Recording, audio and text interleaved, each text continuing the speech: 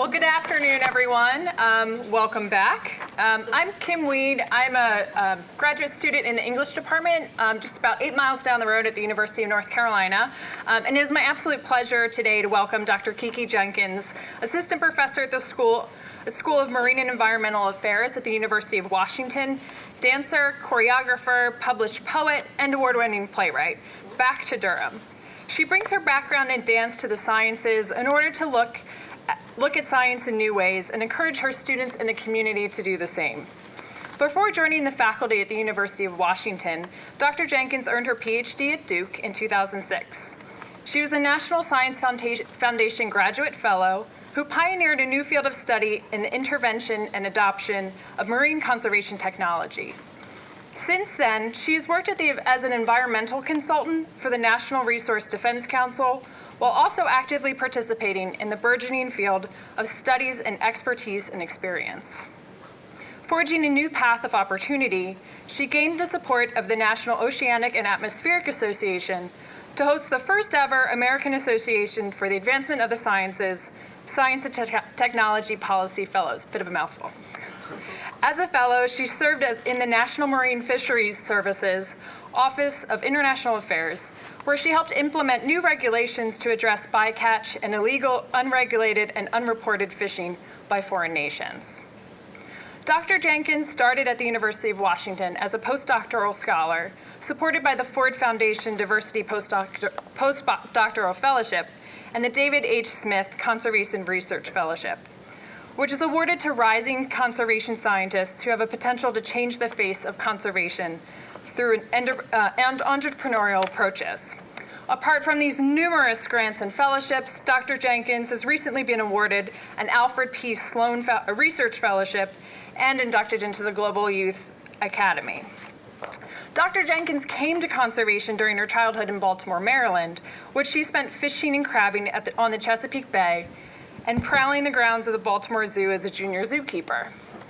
A Meyerhoff Scholar and UNCF Merck Fellow, she graduated with a BS in biology with a minor in dance from the University of Maryland, Baltimore County. This dual interest in marine conservation and dance has become part of her scholarship and her teaching. As a postdoc, Dr. Jenkins choreographed a video that depicts her dissertation and focuses on the use of turtle excluder devices to protect sea turtles and the people who came to invent them.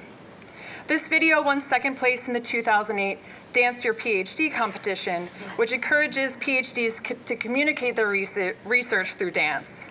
Dr. Jenkins continues to use dance and other arts as tools for conveying research results and engaging community in her projects. Her undergraduate students have created projects that express course material and concepts through art, and she commissioned a music piece by acclaimed opera composer Jordan Corbin Wentworth and Grammy-nominated cellist Philip Peterson to kick off the 2012 Our Ocean, Our Future Symposium. Dr. Jenkins is rethinking the disciplinary divides between arts and sciences and finding meaningful ways to bring art into science. So please, without further ado, join me in welcoming Dr. Kiki Jenkins.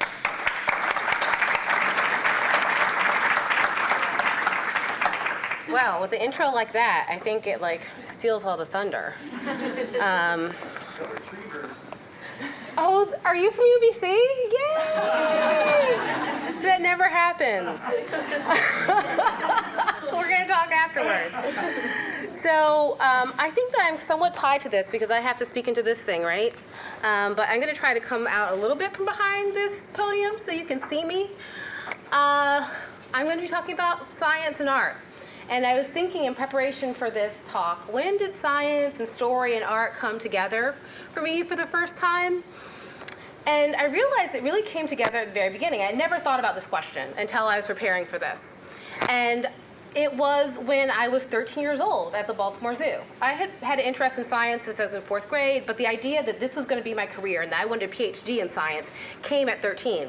And so this is not me, but very well could have been me, because they did make me dress up in these costumes, and I spent a lot of time talking to the public about the animals in the zoo and facts about them and endangered species. And in the course of doing this and sharing this information and sharing these animal stories, I realized that people come to the zoo with these misconceptions about animals. And I remember asking the people who trained me, the professional zookeepers, shouldn't we confront these misconceptions head on? And they said, well, no, we have an agenda and a curriculum that we want to express, and so that's what we focus on. And I thought, well, doesn't that just leave the people confused? Because they learn new information and they have this old incorrect information and they, just battles it out in their head about what's right and what's wrong. So at the end of this experience, we had to do a project. And I decided that I was going to write a children's story. And so this is my first little experiment with story and art. I did not do the illustrations, by far the best part of the story. I just did the research and wrote the text, which is horrible. But that process of learning all the misconceptions people had about pigs, I fell in love with pigs that year and realized that they are really clean and they're really smart and we misunderstand them. And in fact, I wanted a pet hog to live in my house after I learned all these things that pigs had to offer.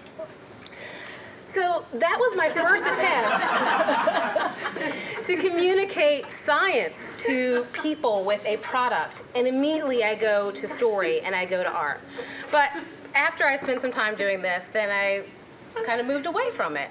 And yes, I continued to kind of concentrate on my writing and my dance. So I went on to write poems and do some things, and I minored dance in undergraduate, like we said. But at that point, I never thought to combine them again. This wasn't even in my head. And then I came here to Duke University, where I did my PhD. And that first year really set the tone of what art and science was like for me. You know how you go to graduate school and you have those mixers, kind of week one, where you get to know everyone, and they have these icebreakers. So there was a particular icebreaker where we had to find out fun facts about people that we wouldn't expect. And someone found out that I was a dancer. And the reaction of this one particular person was, oh my goodness, how did you get into this program if you're a dancer? Like, you can't be a serious scientist and be a dancer. And that was a shock to me. But that became a motif that I heard again and again with my science. In fact, I had a mentor who would write me letters of recommendation, and she would start the letter by saying, Kiki was in my biochemistry class, and I found out that she was a dancer, and so I wasn't expecting much. But then she went on and did great things, and she's really smart, and she's wonderful, and give her this grant or this fellowship. But I had to overcome this idea that I could be a good scientist and a dancer at the same time. So here I am, I'm at Duke, where everyone has imposter syndrome. You know it's true. So the first summer, everyone wants to rush off to the field to show that they've got the scientific chops, to show that they deserve to be here at Duke. And I found myself thinking, Duke University, home of the American Dance Festival. How can I be here and not do the American Dance Festival? So I called my advisor, Larry Crowder, the smiling face on the screen, and I said, Larry, I don't want to go off to the field. I want to dance this summer. Can I do that? And Larry said, of course, absolutely, that's what you should do, because you have to feed your creativity. Good science, great science, comes from a creative space. Now, that kind of knocked me back on my socks. Larry is unlike most advisors that are out there, that he saw this connection. And he nurtured that in me, and he became a safe space where I could think about these ideas, and we would go and see art things together. I saw Stomp with him, and he still talks about it. We drove up from Beaufort, North Carolina to Raleigh just to see Stomp. But what I also learned that same year was I need to keep this a secret. This is a dirty little secret. And in talking to other science artists, or artists who do science, I realized they also see it as a dirty little secret. And they don't share, or you're very careful about who you share with, that you are a scientist who appreciates and can do art. So this idea that Larry had, I think, was very much true about it spurring my creativity. And while I was here, I pioneered a new field of study. I didn't set out to do that. It just kind of happened. But I think it came out of that creative space in me, where I was looking at the invention and adoption of marine conservation technologies. Now, as a scientist, I cannot give a talk and not show you a little bit of data. There's only 3 slides worth. I was looking at these devices, and marine conservation technologies are technologies that are used to protect species and their habitats. One of the ones that were the first to ever be invented is called a turtle excluder device. You can imagine kind of a charcoal grid from a grill, but just a lot bigger and heavier. And it sits in the throat of the net. And so when big things like turtles hit it, they're directed out of this kind of escape hatch. And then small things like fish and shrimp will just go through the bar spacing. So here's just a little video, hopefully will run. And you can see that big dark mass is a turtle. It's now hitting the grid. And since it can't go through those bars, it's going to be directed down towards this hole in the bottom of the net. And then the turtle is going to swim to freedom, which always makes everybody happy. Cool. Yay. The turtles escaped. So I want to know what's the important elements for inventing these devices, because right then it was taking 15 years to go from concept to something that's commercially available. And this was at a time where people were predicting that certain species of sea turtle would be extinct in 10 years. So you can't take 15 years to invent it. How can we make this more effective and efficient? I did many things, but one of the things I looked at was who were the best inventors of these technologies. And the big surprise was that it was fishermen. So just at a glance, this chart shows you that you see the word shrimper here more than you see any other word. And then also, in this top group, the most successful one, and success I define just in terms of it was allowed by the government, lots of people used it. Even though you only see the word shrimper once, I can guarantee you, I won't go into the details, that shrimpers played a critical role in all 4 of those devices and them coming into fruition. This was a surprise to people because in this country and around the world, in general, the average age of years of education for fishermen is about 8 years. The most successful inventor of turtle excluder devices in the world, arguably the most successful, is functionally illiterate. So you have these fishermen who are working in the same space with PhD scientists and engineers, and they're the best at it. But they've been marginalized. They haven't been taken into the system. So that was a big surprise. Then from there, I want to know, okay, so I've shown that shrimpers are the most successful at inventing these, and we need to use their skills and talents better, but what about convincing people to use them? Because if you have a solution that no one uses, then you don't have a solution. So this is a critical part. And again, what we see in our story here is that where the inventor lives, their device will be the most popular. You're like, okay, that's not so surprising. They know the people, there's reputation. What sold me that this story was a true story, not just an expected story perhaps, is what happened in North Carolina. Right here, home state, Brunswick and New Hanover counties. There was an inventor who invented something called the parish soft head. This head was notoriously bad. It lost 20% of the shrimp that entered into it. If you think you're trying to make a profit and you're losing 20% of what you're trying to catch, not a great device. People were using it. Why were they using it? Because they knew the guy that invented it. He's a good guy. He lived next door. After the years of experience, of course, they moved along to something better, but this just drove home that the power of the inventor. I called it the local inventor effect. So this was kind of part of the story for my dissertation that surprised people. And I would lay awake at night and I would think about what would a dance of my dissertation look like. And of course the stars were going to be the turtles and the fishermen. The people who they thought were antagonistic against each other. It's the fishermen who are killing the turtles. But I could show, hey, there's another plot here. The shrimpers are also saving the turtles. Mm-hmm. So I would dream about this, and I had this crazy idea that I was going to defend my dissertation in the same week do a one-woman show. That didn't work out, as I'm sure you recognize. But what happened was, a year later, AAAS had their first Dance Your PhD competition. And so my friends emailed me this to me. They said, you should do this, Kiki. And I thought, oh, yeah, okay, I'll try this. So I just moved away from Duke. I didn't have a dance community, but I found a bunch of scientists who were willing to try, most of them untrained.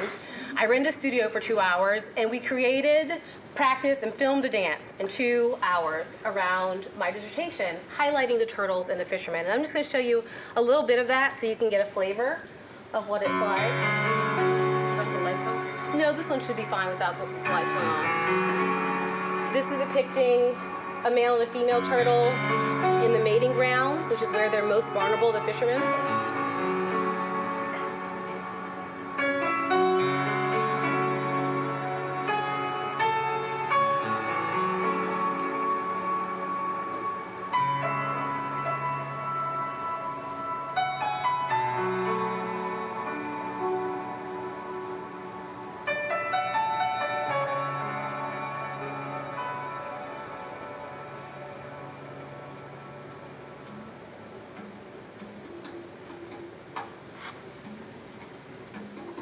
some of my brave scientist friends who don't dance. You can see the fear in their faces, but they tried. Oh, they're fantastic. They are. They're very brave.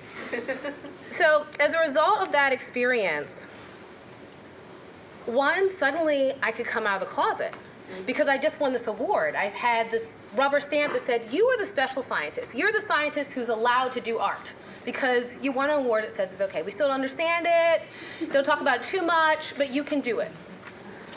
And the responses that I got, then being able to share this, the curiosities, the new interactions really got my brain going.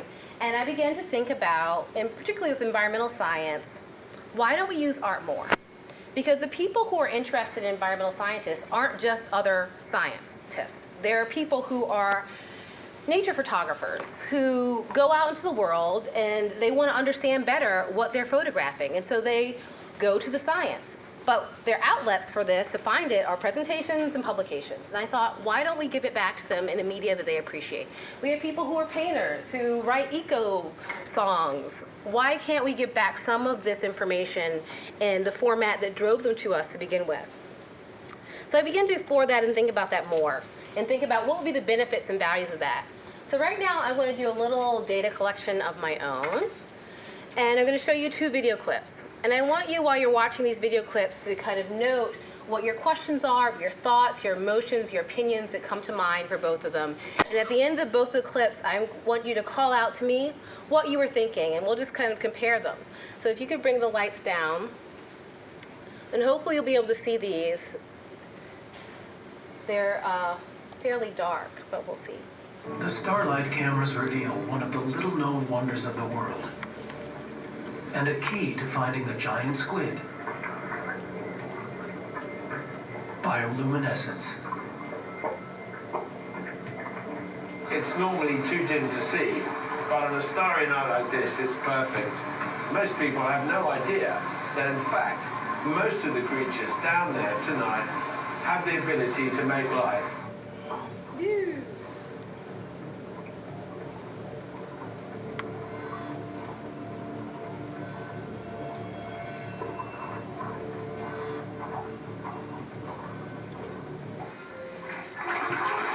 The Starlight cameras show something even stranger. Seawater glows when stirred. It's actually minute plankton illuminating when agitated.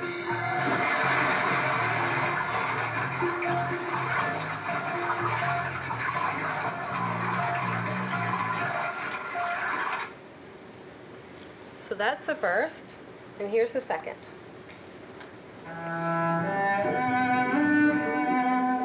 I could still see just a faint amount of light coming from above, sunlight.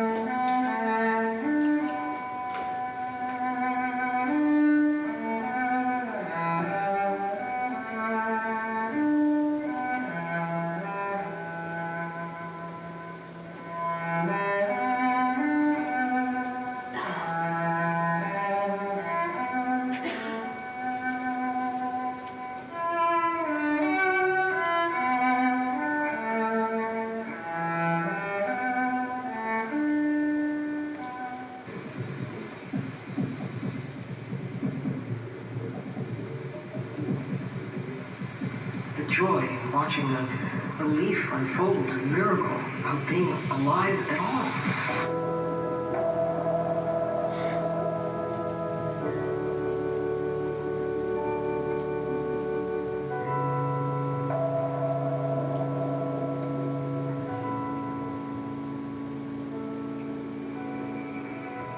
Imagine the ocean without fish.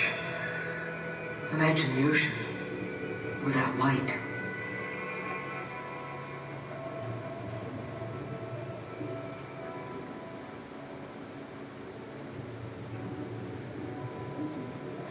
ocean is alive. Okay. So let's go back to that first video. What was in your mind? What data did you record about your thoughts, the questions, the emotions, the opinions? Yes. I have the open mic. I can do that. Do you think music is the biorhythm of the soul? I do. Anyone else? I can talk loud.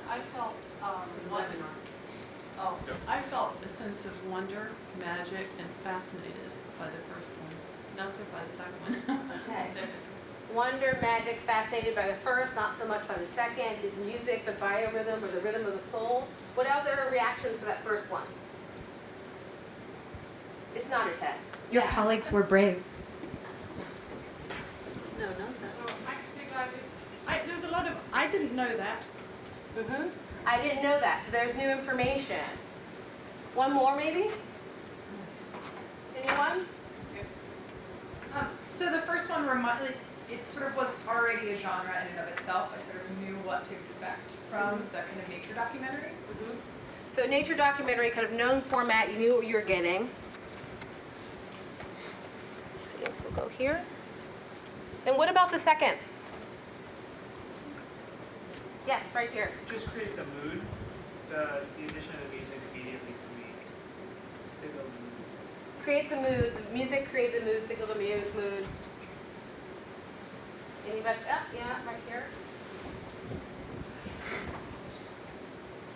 I found it interesting that I was able to notice the outline of the human form, which was making me think about, the distinction between human life and marine life, and what happens when the medium changes right into the human. Yes. Okay, distinctions between human life, marine life. So for the first one, I wanted to jump in the water and swim. I wanted to be a participant. But the second one, I was just watching. I was an audience member. Okay.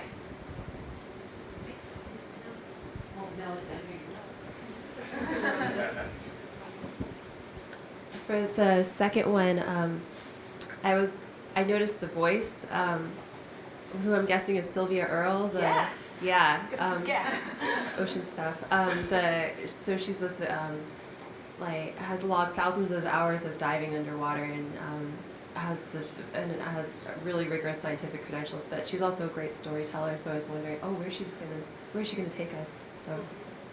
Yeah. So another hand. Last one. I was just going to say, I think it would be interesting to experience them in a different order. Mm-hmm. Because I think first, perhaps, it just changed the context of how you. Yeah. It's interesting. I switched the order for this presentation. I normally do it the other way. I'm not quite sure why I did that. I was like, well, I think maybe because normally I do it with the ocean audience. They have some sense. I don't know.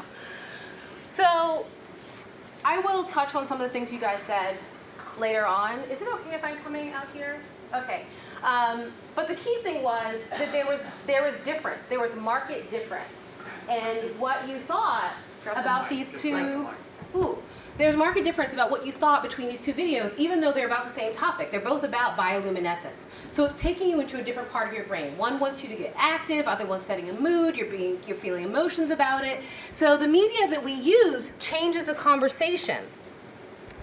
One of the things that I noticed with the science dance that I did was that it really fueled people's curiosity.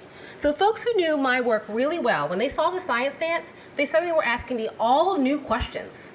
They were looking at my work in a different way. And so I think, when, just like this shows, when science and art comes together, it creates this wonder, this new curiosity. Another benefit of science art is often in science classrooms, we want our students to be synthetic thinkers, but they end up doing this kind of rote memorization. To appreciate art, you have got to be a synthetic thinker. To produce art, you have to be a synthetic thinker. You're going to land of symbolism and this additional meaning. You have to think really hard about your analogies and whether or not that's evoking in your audience what you want.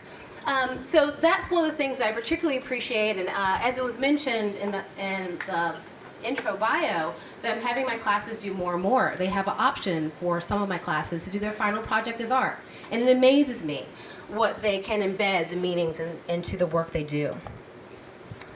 I think another value of science art is that it allows you to communicate to non-scientists on their turf. So this is a piece by Isaac Cordall. I think since I'm back here, I'm going to switch. And it's placed in a public park. The commentary is on politicians' lethargy in addressing climate change. And so people who very well might be concerned about this, these are people who consume the natural world, come here every day, and it can cause them to reflect upon this. And imagine, you're not going to have a climate change scientist sitting there every day reading a paper. But every time they come, they can contemplate these things. I think that science art can also make science more accessible. So the woman who noted that it was Sylvia Earle's voice, and that she had logged so many hours in deep sea submersibles. The people who do this are called aquanauts because they're the aquatic version of astronauts. It's a rare experience to have. It's an experience that most people will never have. And one of the things that I liked about the dance video the first time I watched it is I did feel like I was underwater, that this must be what Sylvia Earle experienced. So it brings in experience that people might never be able to have for their own. Also, this photo here is from Bayo Bay in Puerto Rico. It's a very famous bioluminescence bay that thousands and thousands of people would go visit. It's been dark for 2 years. We don't know why, probably some environmental issue. So it can also make accessible experiences that are waning and dwindling because of a changing world. Science art, I think, also can help people embody an experience. So this particular piece by Oliver Ellison is called Your Embodied Garden, and is depicting it's a snapshot from a video. It's depicting his experience in a Chinese garden. And so when we do science, the act of data collection, if you're a treetop ecologist, if you study volcanoes, if you go to the depths of the ocean, that data collection has a very embodied experience. The data itself does not show this, but science art can give the consumers of your work just a little taste of what that is. And the benefits of that can be they can understand how limiting it is. Some people say, well, why don't you know more about this? If you can only be down there at the depths of the ocean for half an hour at a time, and you're taking snapshots, you have that experience, and maybe you understand why we don't know as much as we like. I believe that science art also inspires memories and encourages people to protect nature. So this is Ansel Adams' work. We all know it so well. I think in some ways he is one of the memory keepers of our natural world in this country and has inspired so many scientists and photographers by his work. I think that science art also helps people digest disturbing information. So with my work, we talk a lot about the devastation of the oceans. The oceans are in a terrible shape. It can overwhelm people emotionally. One of the big concerns is shark finning.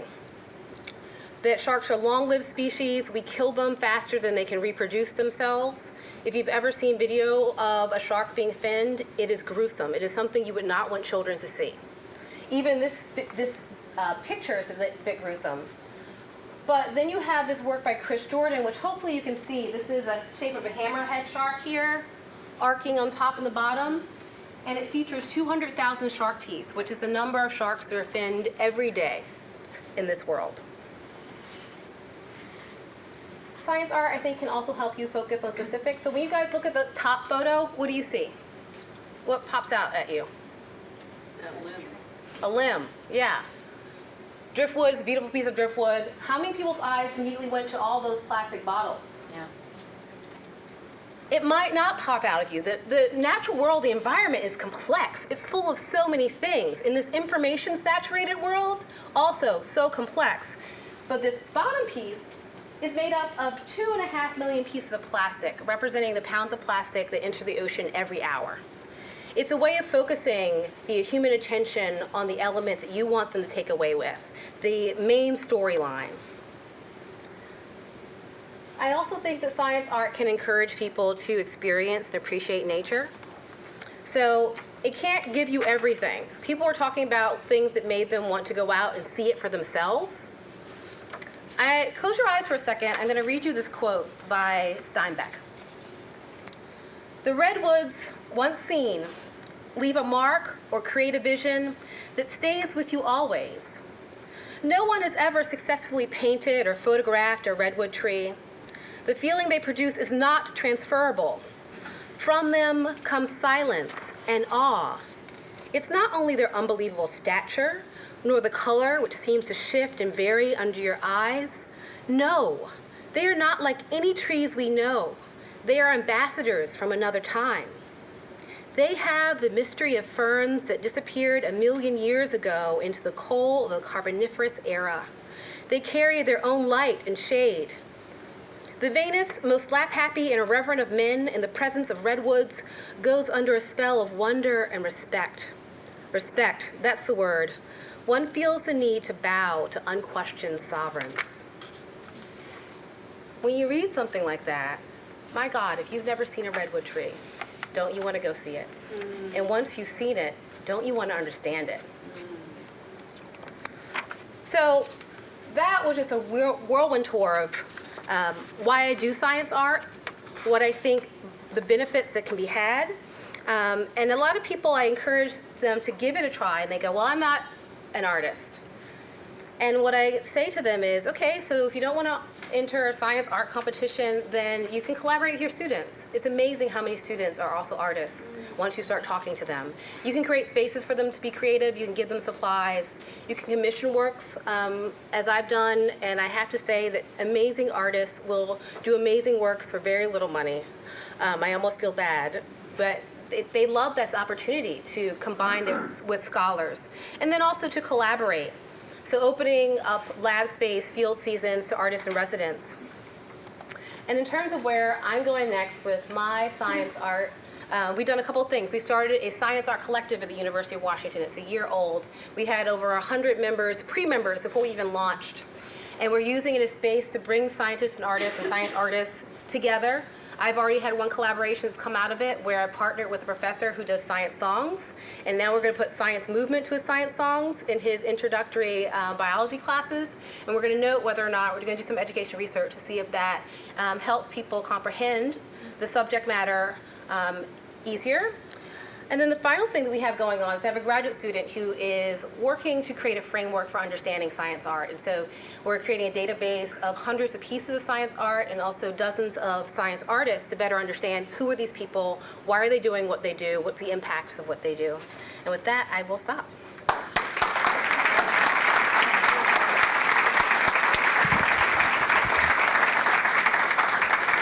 I do have a question to start off, but I want to give you all an opportunity first.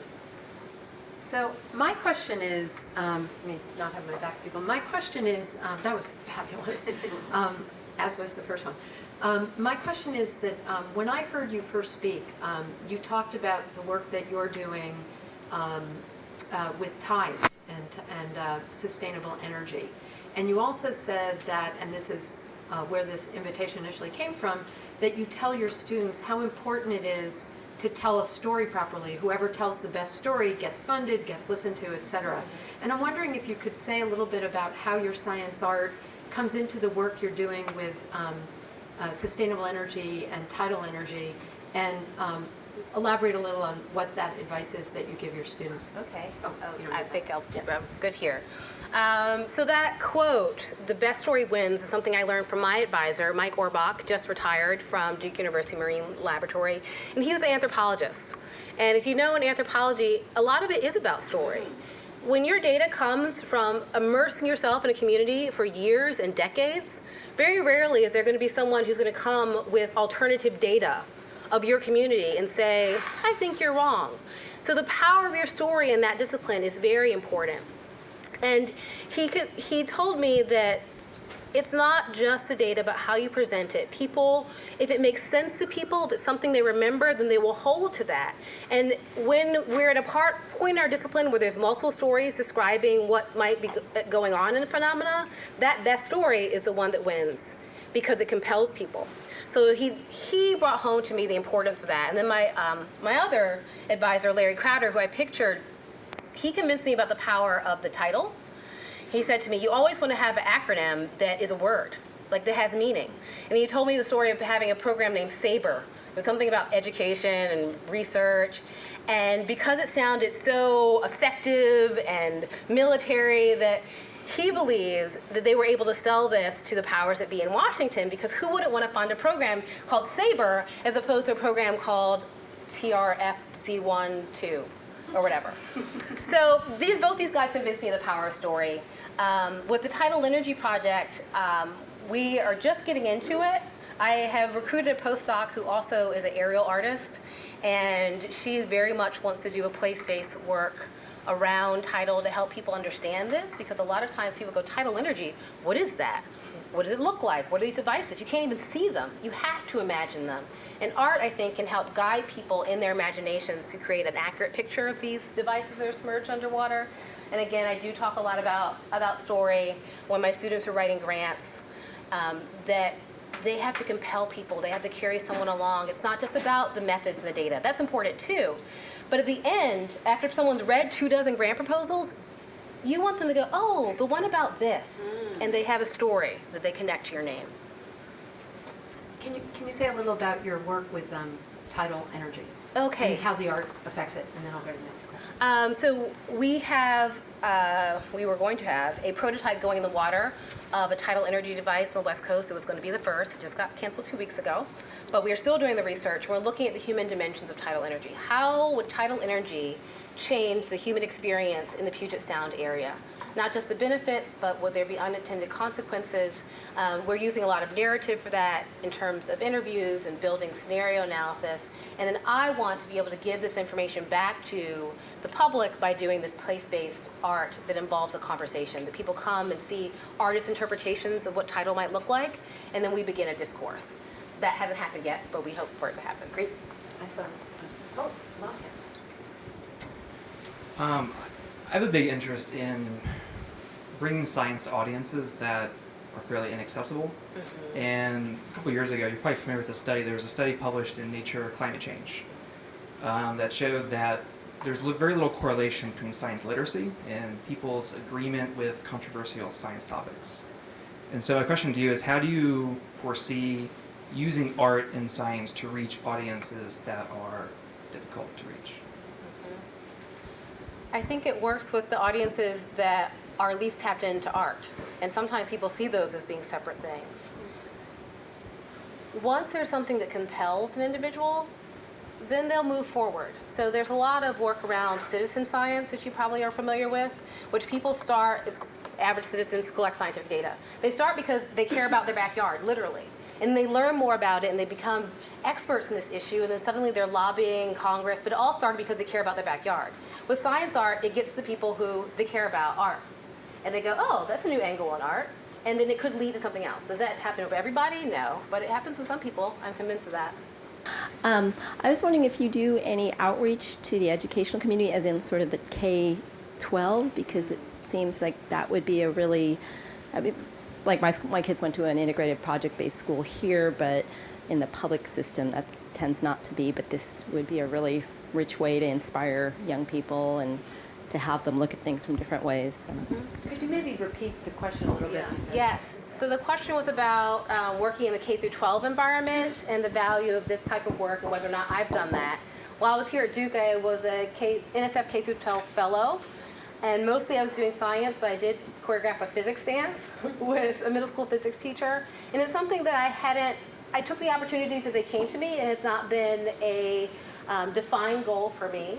But I'm coming back around to that. So I just got finished co-authoring with a friend a post for a newsletter that goes to K-12 teachers who use music in the classroom. And we're talking about the value of music and movement and how it could be responsibly and effectively applied. So I'm doing more of that, but it's kind of as opportunities come and it fits my schedule. Any questions on this side of the room? Yeah. Bob? No? I thought you had your hand up. I do that a lot. Anyone? Thank you.